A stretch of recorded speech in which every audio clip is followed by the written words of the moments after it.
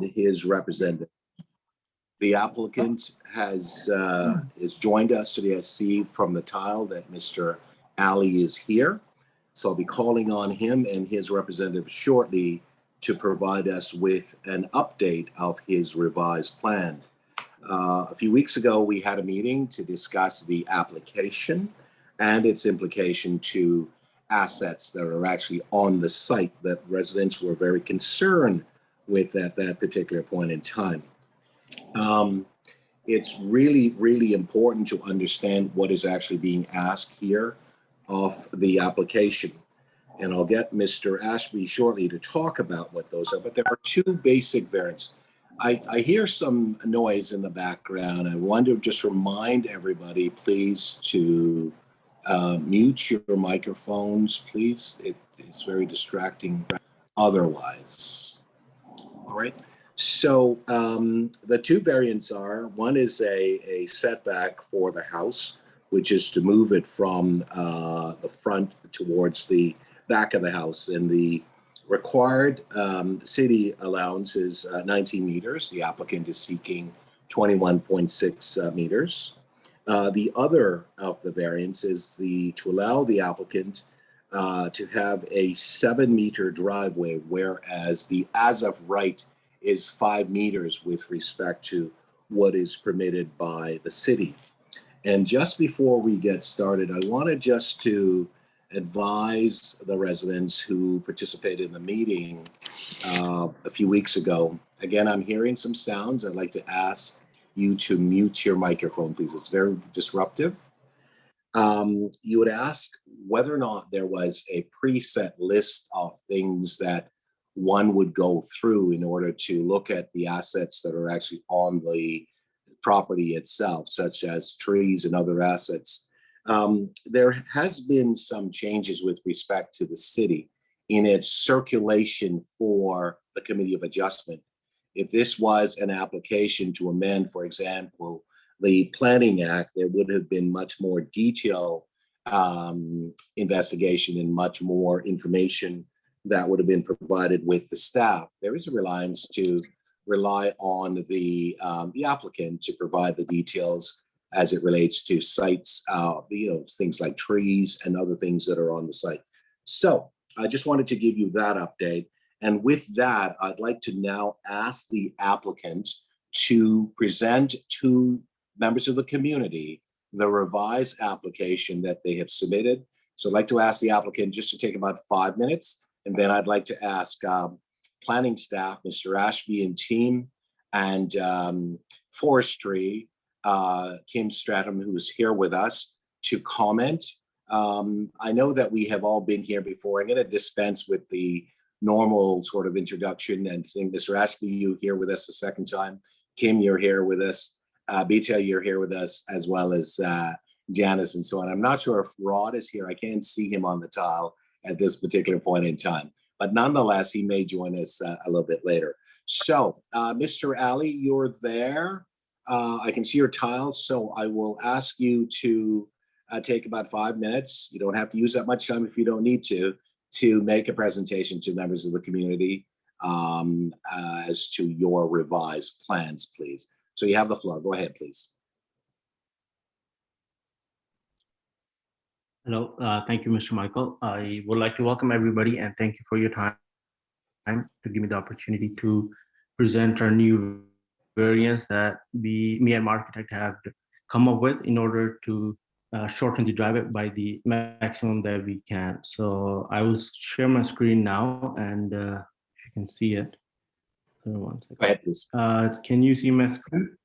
Yes, we can see it now. Thank you.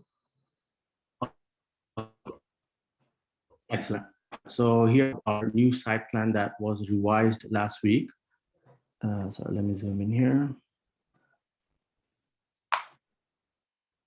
So here what we have come up with is to add another variance to shift the car garage that you can see where my mouse is. The cars to shift it towards the house number 23, towards close to the property line. So this way we are away from the tree, which is roughly 2.5 feet is what we are asking, what we would like to ask is a new proposal. So the garage where the flare comes in will be shifted roughly 2.5 feet away from where we originally wanted as per the last meeting.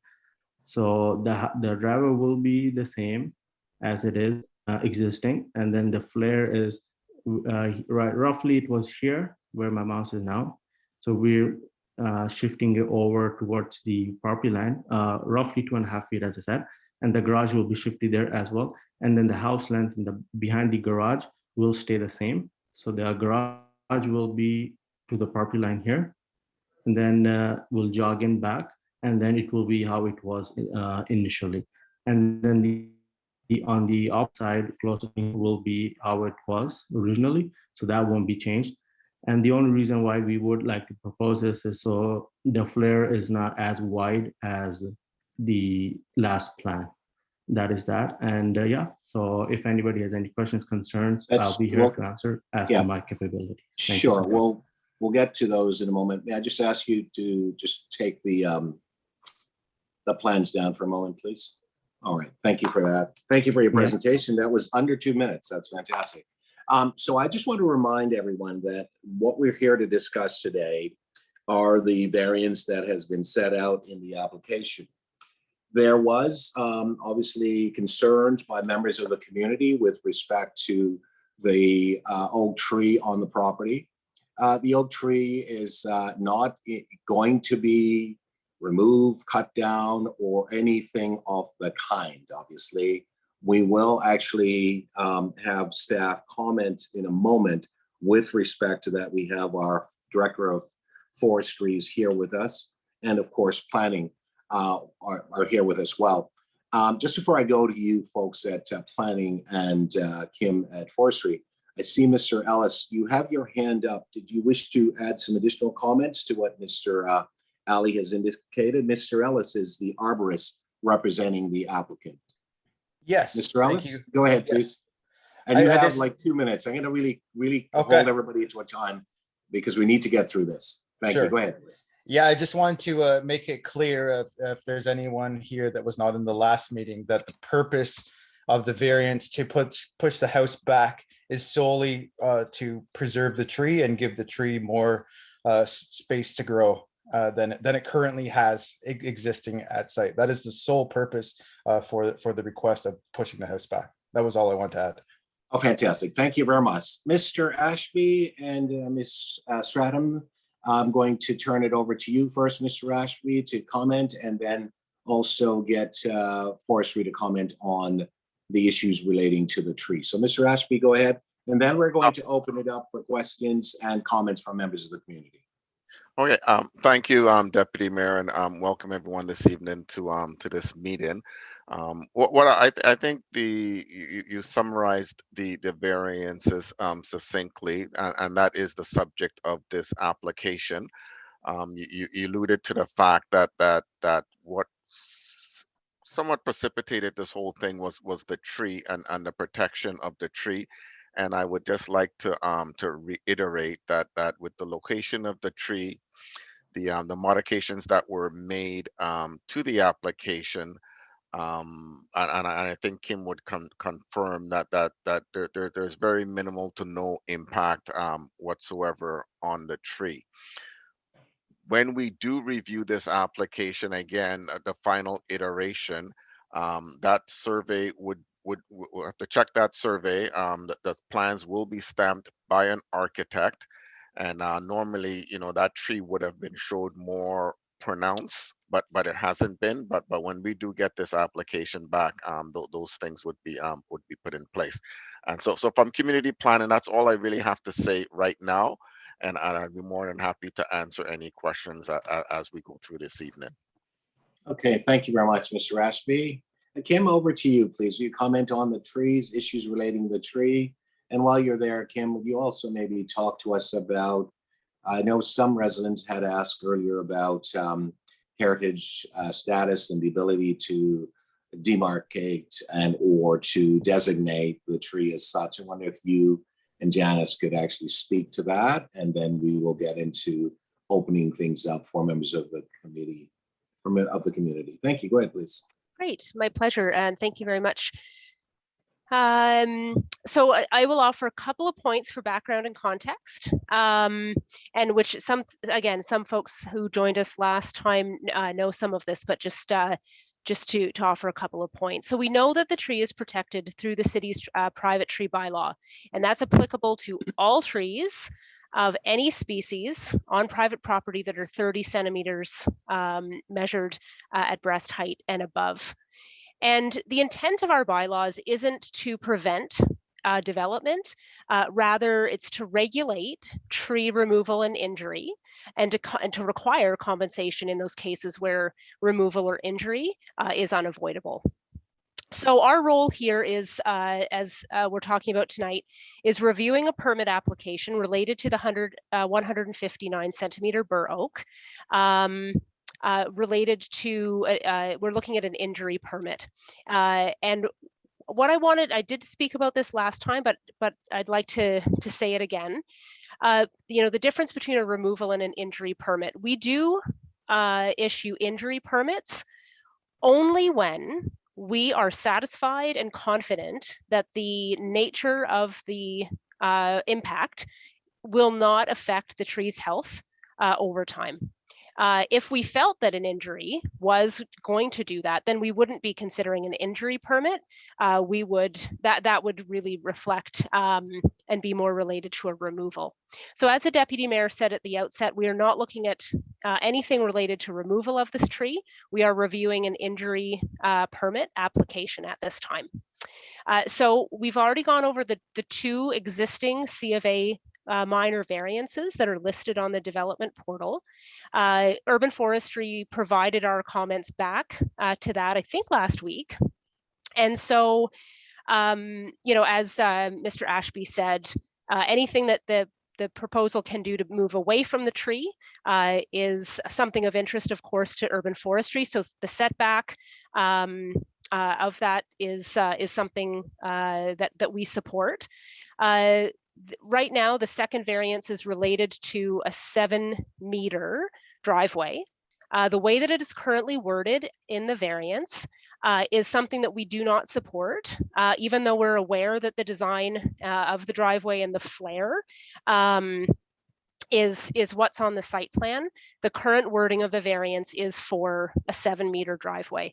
And so we have offered our comments back through that development portal that we do not support that variance, and that again is related to tree injury. So, and okay, would you like me to speak about heritage tree now, or do you want please, you can do it now. Yeah, okay, let's get that in there. Thanks. Sure. So yes, thank you. There have been some inquiries related to how heritage trees work, and we've provided that to the community and to the Deputy Mayor's office before earlier. Sorry about that. That's okay. So the city's tree bylaws define a heritage tree as one that is either recognized through the Forest Ontario program, and that is a voluntary program where the homeowner applies for heritage tree recognition, or when it's designated through the Ontario Heritage Act. And so if the tree, a subject tree, meets that definition, then what our bylaw directs us to do is to refuse permits, but to report back to council with our recommendations. And so at this time, the bur oak at 25 Boem does not meet this definition. And so I just to put the fine and last point on it, to be clear, is that even if 25 Boem tree was either recognized or designated as a heritage tree, there is no change to how we would be reviewing the application with the applicant to minimize impact and to seek the best outcome. The only difference is, again, related to an additional report to council concerning our recommendations, in this case, related to an injury permit. All right, thank you very much for that. And we're going to now turn the floor over to members of the committee, and I may have to call on a few people. Alex, I'm looking at your name and it seems very prominent there, but I won't call on you at this point. So I'll just say Brendan and Peter, I'm looking at you guys as well, right? So, all right, folks, any questions about the actual, we saw the rendering, the drawings, the site plan in essence. Any questions on the site plan and or the two variances that have been made mention for the second time? All right, so Sig, I'm going to start with you. I see your hand up, please. Sage, sorry.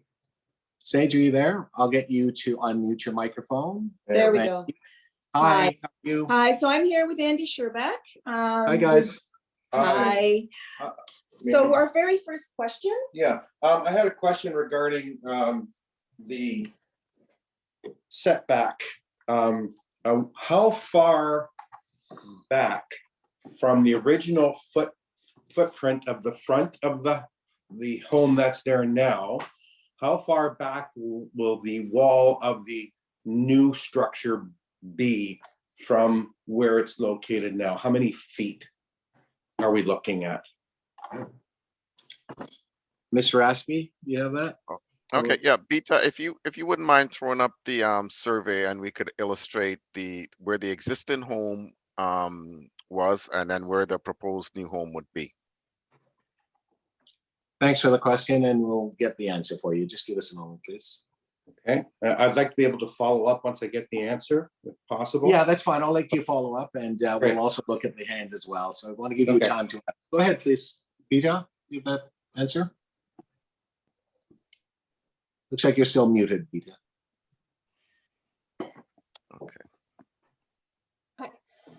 Okay, can everybody hear me? Yep, can hear you. And I'm sharing the screen. Can everybody see the screen on the site plan? Yes. Okay, so the site plan I'm showing right now is the previous site plan from the last meeting we had.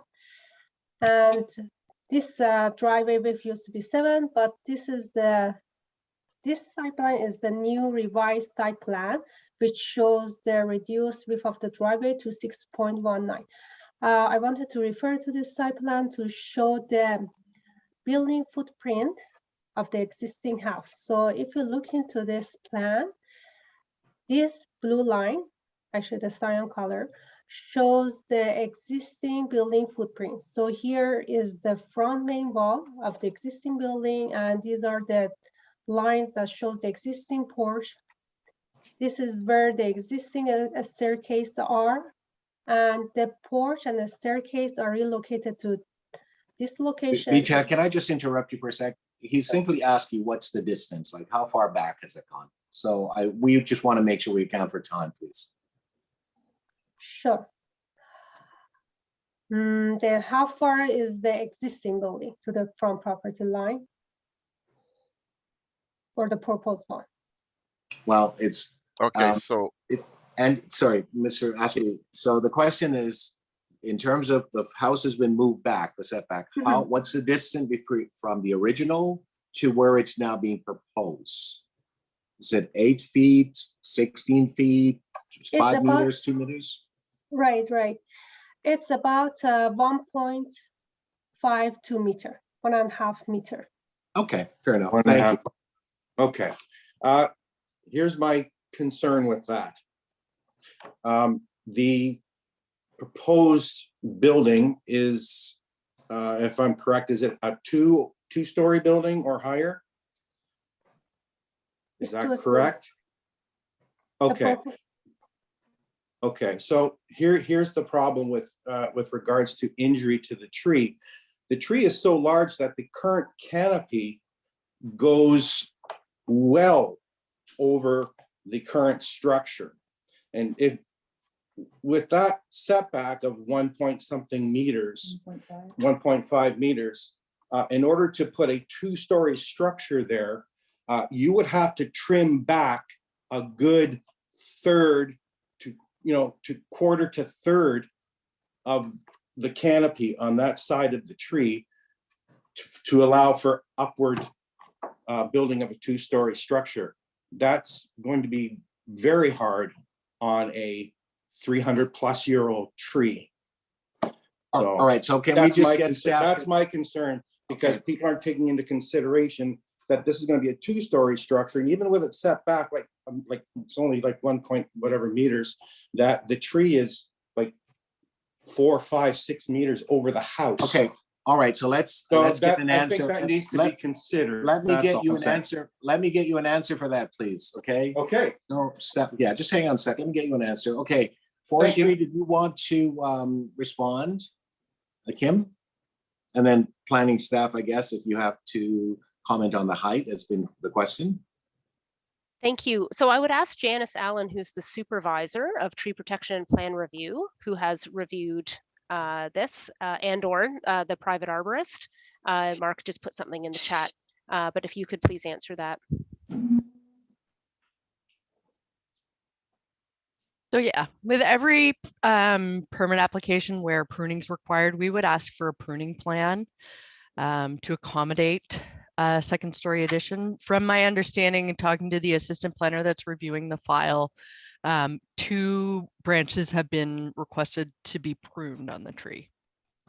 All right, thank you. Okay, so I'm going to go to another question here. Let me see if there is one. I don't see one right yet. I may come back to you in a second. Just hold on for a moment, please. Okay, so just give me a moment. Let me just check. I can't see this. Okay, yeah, just hang on there. Let me just ask the folks to take this plan down for a moment so I can see whether or not there are any raised hands. And I'll come back to you in a moment. Okay, Mark, I saw you there. Mark, I'll give you a chance to comment because there's a question about obviously pruning the tree and the impact. So you represent the applicant. You are a private arborist to the applicant or a consultant. So I wonder if you could comment, please. Sure. With the original plan that was put forth, there was a specification made by me to prune some lower branches on the tree. It had nothing to do with construction. It was just my specification to do some minor crown raising on the tree because those are lower branches. I try to look at things as if it were my own property and what I would do. And there's some lower branches that are close to the existing house. So I had made a specification to remove those. However, with the new plan, I mean, there's constant new plans. Is this going to be approved? You know, there's the garage. Is that going to be approved? Once we get a finalized what's going to be approved, we will relook at what pruning needs to be done, if any. I believe that you know, little, if any, branches will need to be pruned. Okay, thank you for that. I'll come back to you in a moment. Is it Dan? Andy. And Andy, sorry. I'll come back to you in a moment, Andy. Let me just check someone else. Sure. And then I'll come back to you in a moment, okay? Of course, thank you. Thanks very much, Andy. Okay, I'm looking at Alex. I think you have your hand up, and then I will go to CONSIDHI in a moment after Alex. Alex, you have the floor, please. And I'll come back to you, Andy. I'm sure we'll have an opportunity to come back to you. Go ahead, please, Alex. Sure, yeah, there's a couple questions, but I'll stick with one for now to kind of get through everybody here. Sure. But the front protection zone there, as constructions or demolition, I should say, is going to start, there's going to be quite a large protection area in terms of what gets wrapped around the tree. And the city has come out and marked it, and it covers pretty much like 90% of the front area. Kind of a question here is, what is the plan for them to even get demolition equipment onto the site when they cannot drive, park, place any construction equipment on that area, and kind of what they're going to do to get everything in and out of there? Thank you for that. Go ahead, please. Yeah, I can speak to that. So whenever there's construction equipment driving through the minimum tree protection zone of a city-owned or bylaw protected tree, the city wants you know, everything to be put in place to minimize root compaction and root injury. And the argument can be made, you know, that there's an existing driveway there, you know, it's been there for you know, 70 years. People have driven on that. However, forestry likes to see horizontal hoarding be used, and that can be 2 sheets of 3/4 inch plywood atop 6 inches of mulch, or it can be 1 inch thick steel road plate put atop the driveway. So the plan is to put tree protection fencing around all soft surface areas of the minimum tree protection zone within the front lawn area, and then use the existing driveway for staging and construction access. Okay, thank you. Alice, why don't you ask your other question as well, please? Sure, just kind of what was mentioned in the last meeting as well. There was mention from, I believe, Mr. Adil there, and also from the city as well, that there was going to be people coming out to test, to bore and everything like that, to see kind of where the I guess the new variance is and the new arch. Kind of where is the existing root structure, and when they start doing construction, will this impact? Will they have to damage the roots to place these new driveways and archway? Has anyone been out to actually do these tests? Kim? It's Kim here. I'll address that, and I'll ask Janice to fill in anything that I've missed. But yes, we use and recommend root exploration techniques to give us all of the information or more information of what's happening underground in our consideration of any injury permit once a design has been landed. So that is something that's on the table that has been requested, and that would take place once the design is solidified, and we're looking for that additional information to finalize our comments on the injury application. Mark, I'm going to give you a chance to maybe just have a quick comment as well. Could the answer of the question go over? I wasn't aware of like the archway. I'm not sure what that is, or boring. That's fine. That's fine. That's fine. If you don't have a response, I just thought I would just offer you an opportunity. So, okay, Alex, thank you very much for that. I'm now going to go to, I don't know the name, but it says Considhi. Hi there. Hello, thank you, Deputy Mayor. It's Hillary Considine. Hillary. I'm the resident. Yes, I'm the Okay, resident Hillary. at 27 Boem Avenue. Yes. So I'm just on the east side. Now, the current property, the foundation is 11 feet, which is 3.3 meters from the tree trunk. Now, if the new foundation is going back 1.52 meters, which is only 4.5 feet, my understanding that the protection zone is 6 meters. So this new foundation is still within the protection of the 6 meters. So I'm not quite sure how that is allowed. If somebody can elaborate for me. Sure, Thank I you can go on that. So the tree protection zone for this tree is 9.54 meters. The city has a formula that after 100 centimeters in diameter at 1.4 meters in height, that there are 6 centimeters of tree protection for every 1 centimeter in diameter. So that's where the 9.54 comes from. Now you have to keep in mind that the existing house is like, there's a basement, that there's nothing there. There's a foundation there. There's no roots there. So in building there's not going to be any roots there. There might be roots down the side of the house, but there's not going to be roots within the existing footprint of the house. Okay. Does that help you, Hillary? You have a follow-up? It does. Yes, I have a follow-up. Just Sure, looking at the plans that Adil projected earlier, it looked like the house was moving a little bit farther to the number 23. It looked a little bit shy of the maximum that you are allowed to encroach on the property line. I believe it's about 3 feet, 36 inches.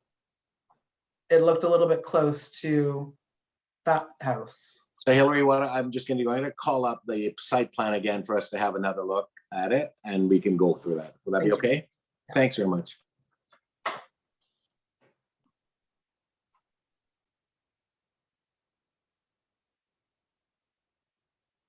We're just waiting for it to come up.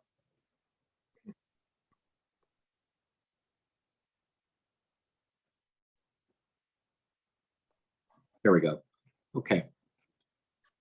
So we're looking to the west, right, Hillary? Correct. Right. And so I wonder, planning, could you address Hillary's question, please? Okay, so Thank you, Deputy Mayor. Are you referring to the side yard setback? Your perception is that it's closer than what it was before? Is that your question?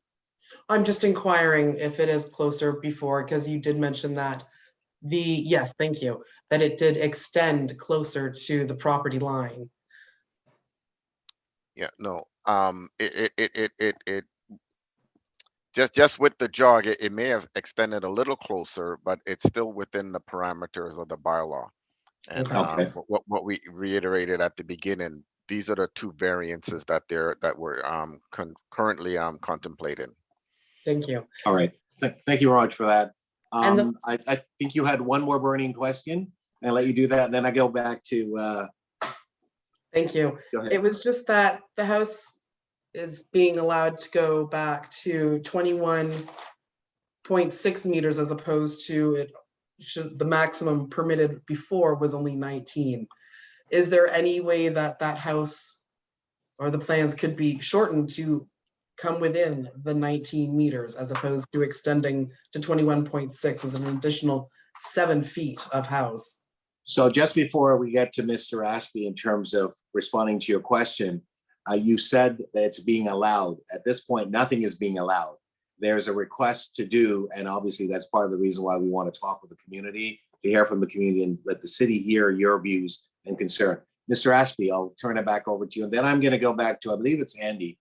I'll go back to you, Andy. So just get ready, please. Go ahead, Mr. Ashby. Okay, thank you again. And yes, this is the applicant's proposal, and with their application, they're asking us to give consideration to a house depth of 21 meters, 21.6 meters, whereas I believe 19 is permitted. We are going to have discussions again with the applicant prior to them making their formal submission. It is 7 feet. Either way, there's no real impact at all to the adjacent property, but we will have that discussion with the applicant and probably suggest that just in terms of reducing the number of variances that they comply with the depth of the house as well too. So, Mr. Ashby, just before I go up to Andy, and just to follow up on Hillary's question, because I think she has a good point. So the setback going to 21.6 versus what is allowed by the city is 19. What is the concern about privacy and impact to first of all, to the properties on Burritt, as well as this house will be out of alignment with the other properties? Do you not agree that it would be out of alignment with the other properties since the setback is far greater? No doubt, in terms of the front yard setback and the alignment with the other homes, this house will be set back a little further.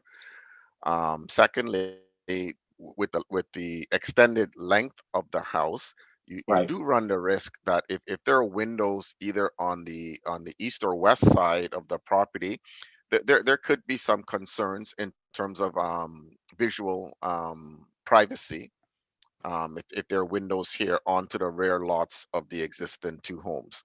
Right. So again, it is 7 feet, but again, we're going to have that discussion with the applicant to see if they could just conform to the bylaw in regards to the house depth.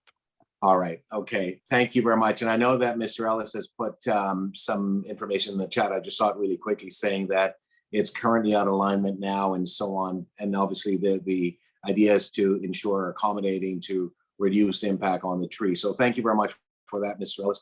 I'm going to go back and I'll ask you to take the site plan down only because I can then see the screen.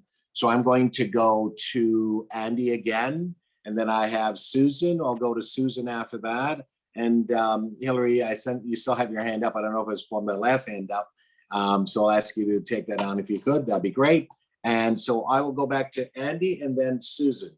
Andy, go ahead, please. Okay, thanks. I'll just keep it very brief. I just again wanted to be sure. I mean, like obviously we were worried about the roots and the root system and the overall health of the tree. Mhm. But again, I just wanted everyone to be aware that because of the sheer size and age of this tree, with even moving the house back that little distance, it's not going to be a prune of a couple branches. It's going to be a large portion of a very beautiful canopy. And, you know, we're worried about harm, but I'm sure, at least I'm hopeful that, you know, forestry will do their due diligence and, you know, look at what, you know, where the house is going to go, how high it's going to enter the canopy of the tree, and literally how much of that tree will need to be cut back. Yeah, and sorry, and I think you would add one small thing. Yes. Andy, I'm just going to say, I can tell you, I have absolute confidence in forestry and their professionalism. One, quite frankly, that doesn't concern me one bit, because of I've worked with Kim and Janice and others for many, many years. So I think it's a good point that you're raising, but certainly I will take Kim's word to say, here are the things that we do when we have those concerns. And I think you can hold her to that, quite frankly. So Andy, a final question for you, and then I'm going to go to Susan. Excellent, thank you. Thanks. Yeah, so actually I'm going to jump in. It's Siggy Holland. Hey, Siggy. Hi. So my question, again, sorry, with regards to the tree, is on the is the original survey that was used for the first plan actually the survey that's being used for the second plan? My concern being, because it looks like it is, that the tree was in the incorrect position, and shouldn't that's if it was incorrect information, how can you base a new plan on incorrect information? Yes. Mr. Ashby, would you respond there, please? Thanks. You're muted. Yeah, yes, again, you know, we're gonna have some takeaways from this meeting, you know, and then we heard what the community has to say. When the applicant finalizes their plans, we will ensure that the survey is correct and the correct information is on the survey, and that the variances that we've identified is in fact all the variances that are needed. So rest assured that once it comes into our possession, we'll be working with the correct documents. All right, thank you very much. Siggy, I'll give you one more question, and then I'll go over to Susan, please. Go ahead, please. Okay. Well, I think it's been addressed. Yep. With the Supervision, no. They're going to look at the original plans and the current plans and make sure that the positioning and size of tree are correct. Because in the original plan, as I recall looking at it, the tree was not only incorrectly positioned, but was given a tree diameter of 0.25 of 1 meter. So that will obviously, which is significant. You know, so that needs to be adjusted on the plans to make sure that everything is. Anyways, I'm sure planning has that well in hand, but I just and Andy and Ziggy, you know, it's really important. I mean, members of the community have had their eyes on this property and on the tree specifically. And when an application comes in, it comes in from the applicant. So sometimes the application's all correct. Sometimes the details on it is not correct.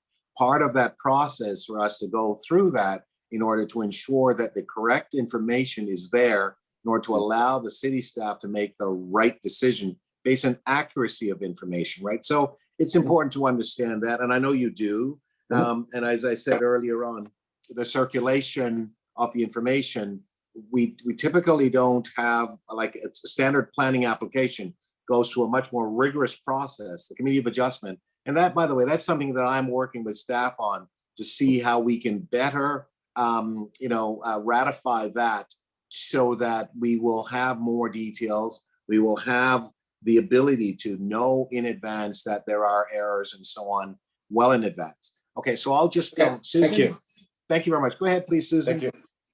Yes, hi. This question is for the applicant and staff. If the design objective is truly to protect the tree, which we've been told numerous times, why does the driveway need to be widened or flared out at all? Question number one. Question number two, why not push the house even further back and reduce, the harm to the front area at all? You know, if you have an opportunity to redevelop a lot like this, then why not push it back a little further, maybe reduce the size, square footage? I'm a designer, so there's all sorts of solutions, with the goal being to protect the front area, root system and the canopy, which I understand is quite huge. I've seen it. It goes over the house. It's a full, healthy, full canopy, Okay. which would be a shame to harm. My other idea. So Susan, let me just design- do this. Let me take the two first questions. Let's get them to Okay, answer, and I'll come sure. back to you for another. So thanks. Sure. Go ahead, please. Did the arborist? Yeah, I can speak to that. do you wish Yeah, to I can res- speak to that. Sure, go ahead, Yeah. please. Yeah, myself, the arborist and the property owner, we'd love to push the house back even further and make this tree a focal point of the property. I mean, that would 100% address those concerns by the residents of lower canopy pruning as well.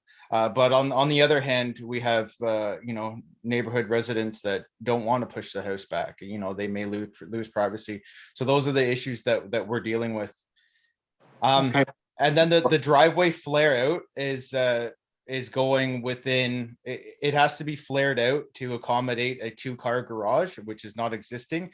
However, the only reason I was on board with the flare out was because it's going, like 99% of it is going within the existing, footprint of, the front patio and or driveway and front steps and stuff like this. So it is my understanding, that there will be little to no roots within that area. Okay, great. Thank you. Do- All right, go back to Susan. One more question, please. Go ahead, please, Susan. Just a Oh, comment. sorry, we haven't, so the flare out, I think that part hasn't been answered yet, or maybe I missed it. Why not reduce it just to Sorry, 1-car Susan, garage? Susan, 1 second, please. 1 second, please. The flare out, please, Mark, could you address that? Yeah, I believe I just Oh, you did? Okay, as I said, I may not have heard you. But and she so said, if you had already, that's fine. sorry, I did have one more comment. She said reduce to 1-car garage. So when we deal with these construction related plans, one of the first steps that I propose is to do an exploratory dig. And that's what urban forestry likes to see as well. And that's where we use the hand tools such as hard rake, pickaxes, trowels, as well as an air spray to blow out the soil without damaging the roots, to see what's actually there under the soil, so we can make an informed decision, if this proposed construction will injure the tree, or is there nothing there, kind of thing. So the first step is obviously do the plans, but then do an exploratory dig, and then maybe we alter the plans or modify the plans based on what roots are found, if any. So maybe a 1-car garage, maybe we go to that after exploratory dig finds huge roots there. But at this time, I don't see a reason for that.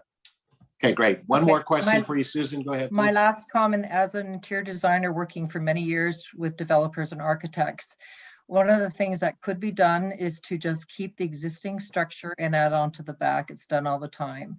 And I've worked on numerous jobs where you can totally change the facade, dormers and new cladding stone, and it looks like a brand new house. That to me would be the best solution in terms of protecting this house. We don't go up many stories to, affect the canopy. We get a beautiful house and then we add on to the back. And there's no question about harming the tree in any way, shape or form. We don't have heavy construction tearing down, tons of debris on the ground, suffocating the roots. So was that an option, and could that be an option if, we're really caring about the tree, a very old tree that's over 5 feet wide? I mean, we're not talking a regular tree here. Okay, thanks very much for that, Susan. Thank Thank you. Thanks. Mr. Ali and or Mr. Ellis, you've heard that comment and a question that's in the comments. I'm wondering if you could answer the question, please, and or respond to the comment that's been made. Yeah, so I did hear the question.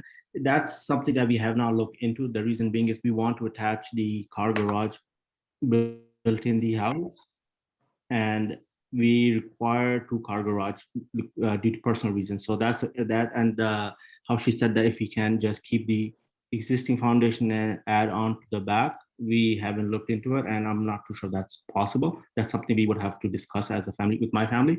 But for now, that's not something we have discussed, so not really able to comment on it. Sure. Okay, thank you very much for that.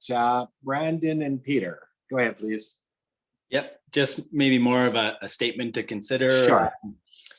You know, looking at this neighborhood, what these lots were designed and built for, in my opinion, with all these variances and requests for changes and the issue with the tree, why are we even arguing about a 2-car garage? Like, it's not suitable for the neighborhood and for the size of the lot. Too many variances, in my opinion.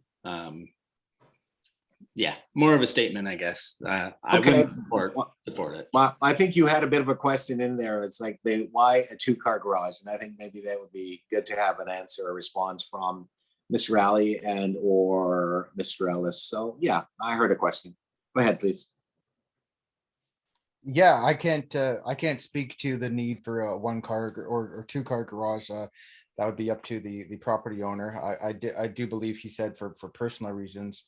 Okay. However, I did want to mention, you know, the number of variants are due to the fact that we're trying to preserve this tree and actually give it more growing space than it currently has, and make, you know, keep that tree in the community for the next 50 years, kind of thing, at least. Okay.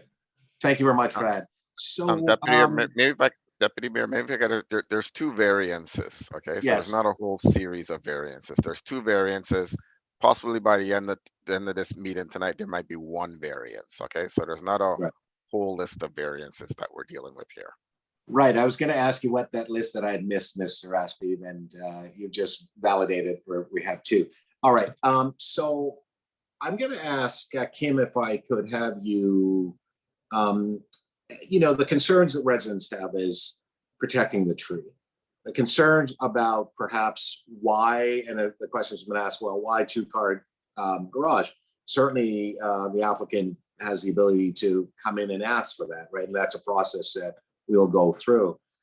Susan's idea about, you know, modification to the home, I've seen a lot of homes like that. Whether or not the applicant wishes to do that, that's kind of his perspective and his prerogative.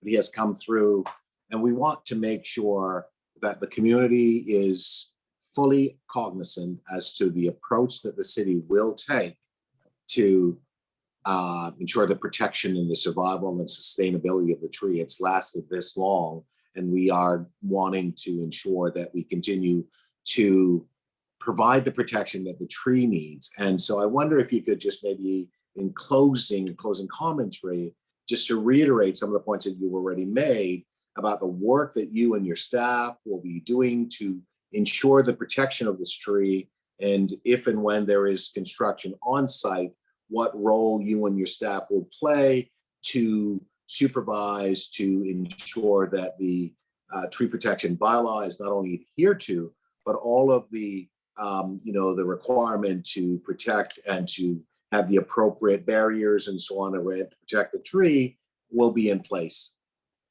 Sure. Thank you for the opportunity, Deputy Mayor. So, you know, our first involvement with this address, of course, was when there were concerns that the tree was at risk of being removed. Our compliance and enforcement team was on site the next morning, documenting and inquiring with you know, who we needed to get that information.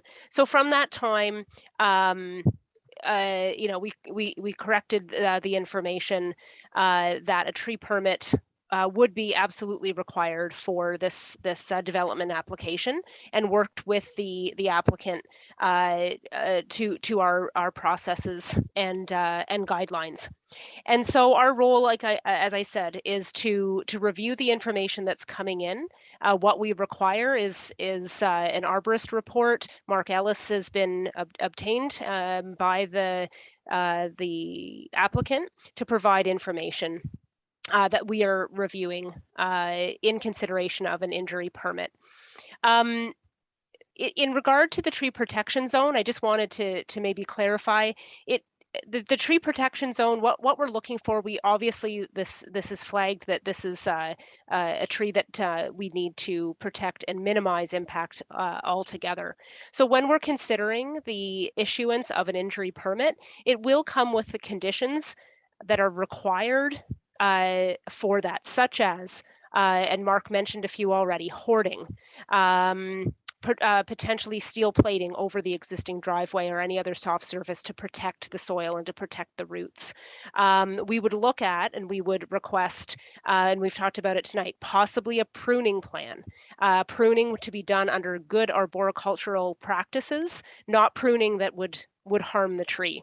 As well as any, potential root exploration to give us all of the information that we need, what's happening underground, so that we can make the best informed decision. If and when there is a time where the permit is issued, the part of those conditions is that the arborist, there is that private arborist on site, confirming or inspecting to make sure some things like root exploration, etc., any of those other conditions are put up properly. We know that there's no doubt that there is, strong interest. Everyone here tonight and joined us 2 weeks ago has tree protection in mind here. And so while we don't provide a service where we would have city staff sitting and monitoring while construction is taking place, I can assure Deputy Mayor and the community that this is something that we are taking very seriously. We could offer kind of oversight as well to the capability that we can to check in to make sure that everything is being done properly. So that's what I can add as a Super. Thank you very thought. much for that. Mr. Ashby, will you perhaps now just take us through the process? This application has, as you have indicated to the residents, that there'll be discussion with yourself and the applicant and their representative and so on to, seek to address the issues of the variance. You indicated that potentially it may be one variance that will be going forward and so on. There are requirements that the city requires, and if the applicant wishes to vary that, the process of going through this is obviously the Committee of Adjustment. I'm just wondering what can we expect in terms of the next step? I believe this matter is going to the C of A in June 23rd, I think is the exact date. And I just want to inform members of the community that, even though we've had these meetings are there to thrash things out, to try to impart on the applicant and their representative and the city the concerns that the community has. My job is to facilitate these meetings as well as to act on your behalf, because it's really important that the concerns that are being raised are listened to, and that when decisions are made, which not by planning staff, but by the Committee of Adjustment, who will look at either reports coming from the staff through the discussion and so on. So, Mr. Ashby, I wonder if you can just sort of take us through, as we have only a few minutes left, in order to provide just an update to the residents. Okay, so thank you. I'll try to be quick here. Once this application is formalized, a date has been set for the meeting, as you mentioned, Deputy Mayor, June 23rd.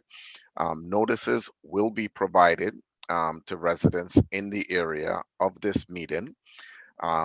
This is an informal meeting tonight where, as you mentioned, we have an opportunity to hear what the residents have to say, what their concerns are.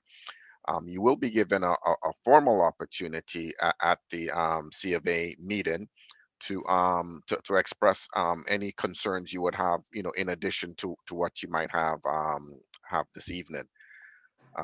Just procedurally, the Committee of Adjustment, they're made up of lay people, and they will make a recommendation on this application. That recommendation is subject to appeal. So if residents are still not happy and they have planning grounds for this application not going forward, then again, they would have another opportunity to present that in front of the TLAB. Right, and you spoke to the appeal as well. If the application is refused by the Committee of Adjustment, the applicant themselves can also appeal? Exactly, yes. Right. Okay, so members of the community, I think that we've had an opportunity to examine this application for the second time. And as you've heard from Mr. Ashby and others, that there are more work to be done. While it may seem minor in terms of the two variances, I often think that many variances that go to committee of adjustment are not minor. They seem to be minor, but they are a lot more because they have a greater impact. And this one, while it seems minor, the survival and the protection of the tree is up top of mind for everyone. Yes, we know that families need a place to live and so on, but this isn't the question of whether or not one can live in the house.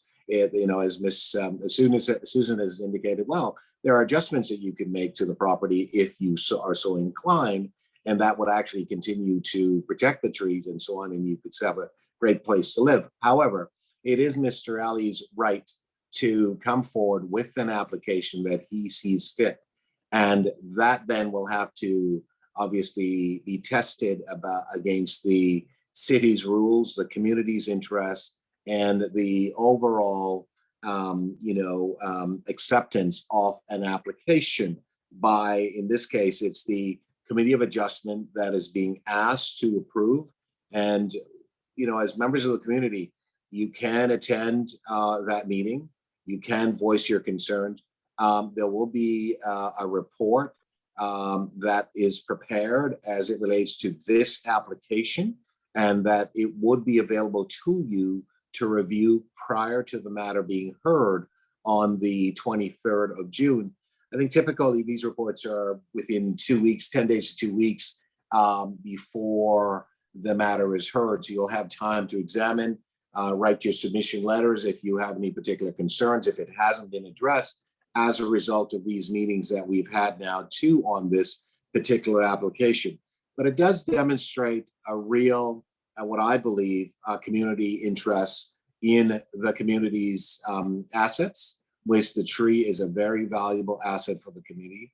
I have spoken with the Scarborough historian, Mr. Schofield, some time ago about the tree and the good comments, and he has sent me some documentation that shows the tree and its vibrancy and so on. And I think it's really important for us to ensure that we all work to safeguard and protect the interests of the tree, and certainly work with the applicant to ensure that a desire to build on this particular site is possible within the context of the rules and the requirement of the city and, of course, the community. So with that, there's more to come, and I think that members of the community will stay tuned when the report does come out. There is obviously more discussion with staff and the applicant, and keeping in mind that the things that you have mentioned, both at this meeting and the meeting a couple of weeks ago, that your concerns are going to be addressed. And I'm hoping that at the end of the day, you'll have an opportunity to review the report. I don't know what it will say. I too will be reading it with great interest, looking for planning staff to come forward. So with that, I'm going to close and thank you very much for attending tonight's meeting. We will continue to work through for the best interest of the community, because at the end of the day, members of the community who live in the community know the community, and I think that they can speak best as to the community requirements, community needs to the city. So thank you very much for everyone for attending tonight. Have a good evening, and we will talk soon. All the best. Thank you. All right. Thank Good you. night. Bye.